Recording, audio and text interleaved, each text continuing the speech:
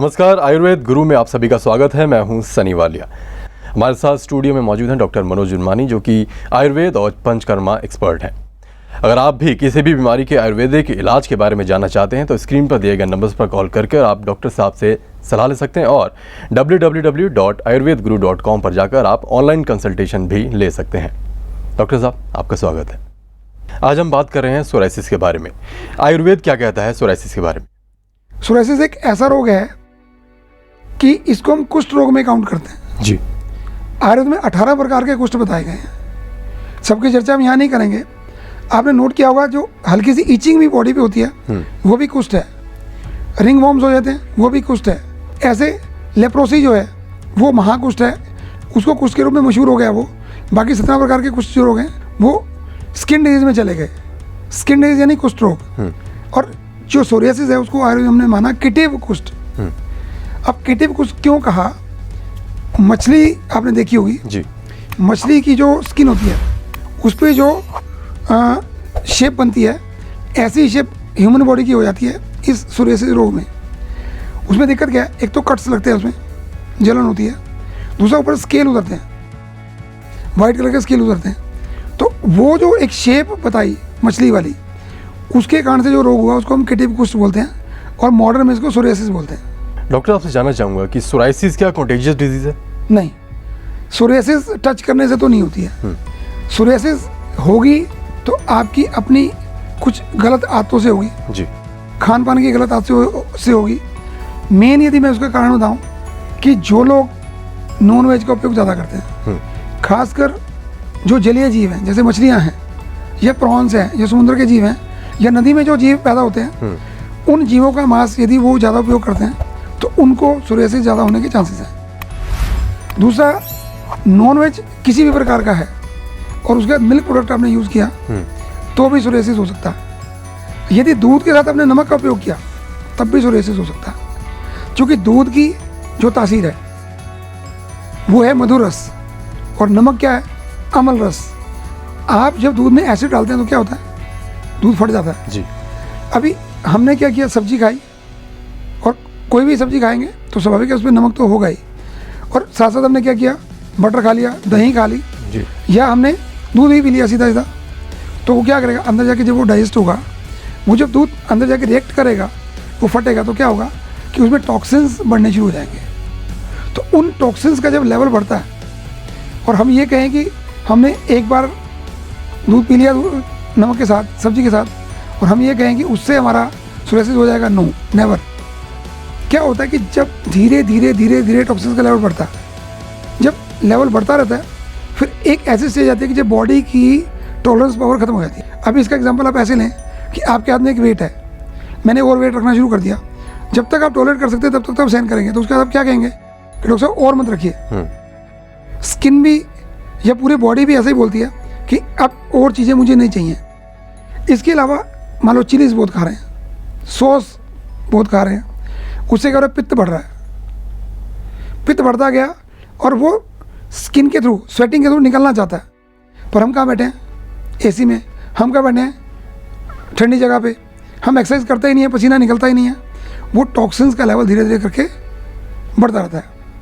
तो एक होता है प्रकृति विरुद्ध, एक होता है साथ में विरुद्ध।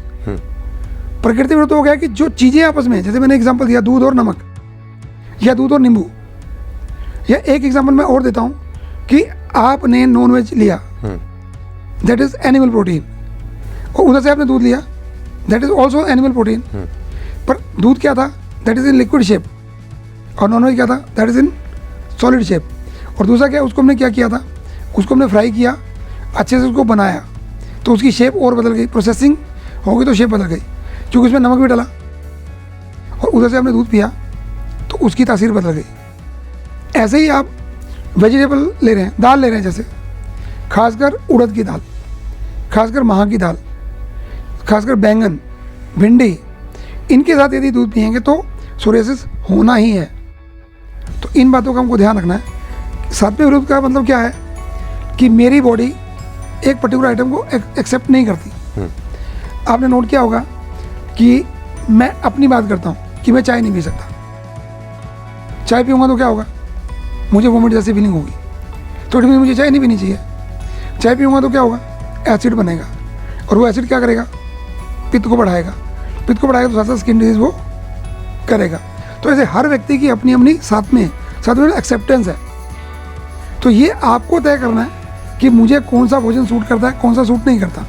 जिस भोजन को खाने से मेरे पेट में इरिटेशन होती है, जिस चीज़ को लेने से मुझे स्किन पे एलर्जी होती है, एक बहुत कॉमन वर्ड आम भाषा में बोलते हैं कि मैंने ये कहा तो मेरे को स्किन पे एलर्जी हो गई जी। वो एलर्जी क्या है उसको समझना जरूरी है। एलर्जी है कि आपकी किसी भी डिजीज़ के प्रति या किसी भी चीज़ के प्रति जो एक्सेप्टेंस पावर है, यदि वो कम हो गई तो that is known as allergy. तो इसको जानना बहुत ज़रूरी है।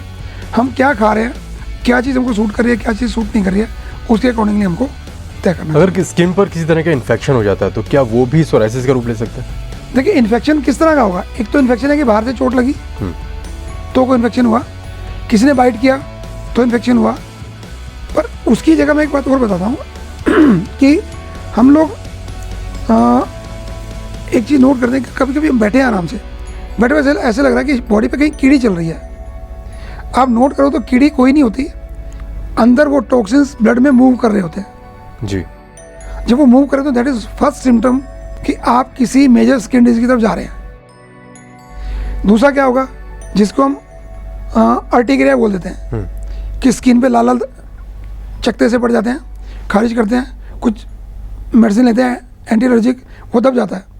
उसको दबाएंगे तो क्या होगा, वो अगली बार कुछ और बढ़ के आएगी, स्किन डिजीज का कोई और बड़ा रूप लेके आएगी। पर मैंने जैसे पहले कहा कि हमारा खान पान यदि फिर भी ठीक नहीं हुआ, पहला लक्षण पूर्ण रूप मैंने कहा कि वो आ गया तो तुरंत हमको डॉक्टर के पास जाके तुरंत उसका डायग्नोज कराना चाहिए। यदि हम उसी समय परहेज कर लेंगे तो क्या होगा, हम उसको संभाल पाएंगे। और यदि उस समय नहीं हम करते हैं तो क्या होगा, ultimately it will go to psoriasis और any other major skin disease. तो वो हमको ध्यान रखना चाहिए। शरीर के कौन से हिस्से में ये ज़्यादा देखने में मिलती है?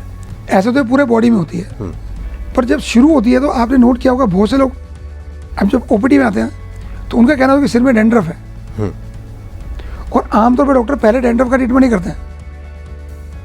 जब वो डैंड्रफ आपके आईलैशेस पे पहुंच जाता है तो फिर चिंता होनी शुरू होती है कि भाई ये क्या हुआ।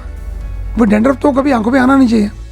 फिर जाके कहीं एक डाउट होता है कि भाई कहीं ना कहीं सोरियासिस हो सकती है, तो फिर हम उसको सोरियासिस का ट्रीटमेंट शुरू करते हैं। आप डैंड्रफ का ट्रीटमेंट दे रहे हो, उसका ट्रीटमेंट हो ही नहीं रहा।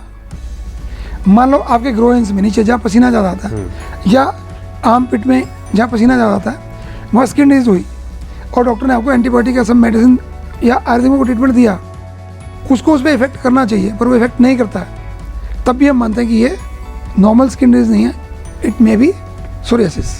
लाइफस्टाइल का भी क्या इसमें कोई रोल है, या फिर अगर एक्सरसाइज कोई बिल्कुल भी नहीं करता है तो उसको ये परेशानी हो सकती है?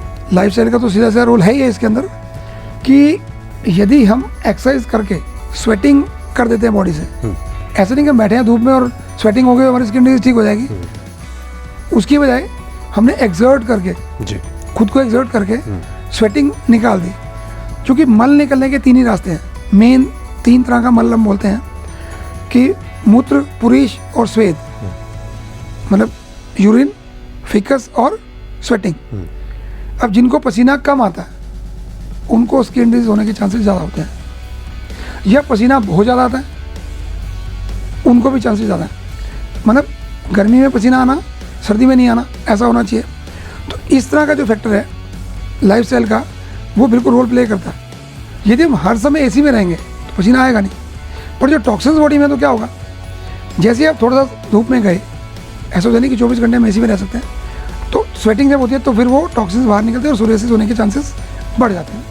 डॉक्टर, आपने सोराइसिस के कारण और इसके क्या क्या लक्षण होते हैं ये बताया। अब आपसे जानेंगे कि इसके कौन कौन से ट्रीटमेंट आयुर्वेद में अवेलेबल